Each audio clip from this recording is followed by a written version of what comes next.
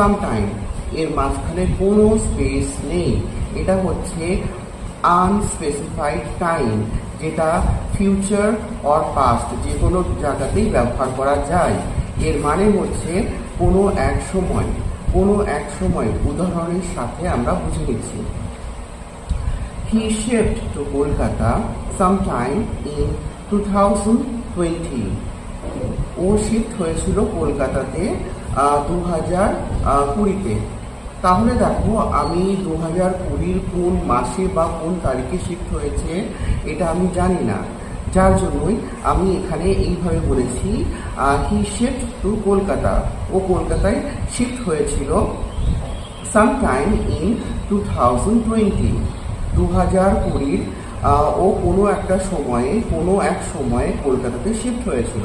আমি কিন্তু জানি না ঠিকঠাক কোন সময়ে ও শিফট হয়েছিল, তার জন্য বলেছি সামটাইম ইন 2020।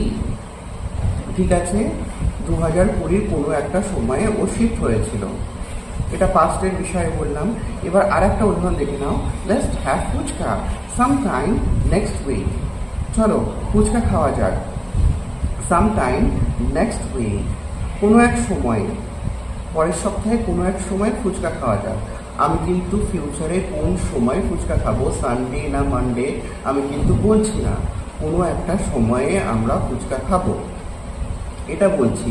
তাহলে এটা হচ্ছে নির্দিষ্টভাবে আমি কোনো সময়কে বলছি না, বা আমরা জানিও না যে নির্দিষ্ট কোনো একটা সময়, যে কোন সময়টা আমাদের হচ্ছে খেতে হবে বা কোন সময়টা আমরা হচ্ছে শিফট হয়েছিলাম, আমরা নির্দিষ্টভাবে আমরা জানি না, যার জন্য এই সাম টাইমের ব্যবহার করা হচ্ছে। তাহলে আজকে আমরা দেখে নিলাম সাম টাইমস যেটা রয়েছে সেটা নির্দিষ্ট, আর ওকেশনালি বছরে একবার কিংবা দুইবার। সাম ফাঁকা জায়গা বা স্পেস, তারপরে টাইম, এটা হচ্ছে স্পেসিফিক্যালি, এটাও নির্দিষ্ট। আমরা জানি যে একটা নির্দিষ্ট সময়ে হচ্ছে কোনো একটা জিনিস হয়, ঠিক আছে। আর একটা রয়েছে সাম টাইম, যেটার মানে হচ্ছে আমরা নির্দিষ্টভাবে কিচ্ছু বলতে পারবো না, অনির্দিষ্ট এটা। ঠিক আছে, প্রত্যেকটা জিনিস উদাহরণের সাথে বোঝানো হয়েছে। আর ভিডিওটা দেখার জন্য খুব ধন্যবাদ।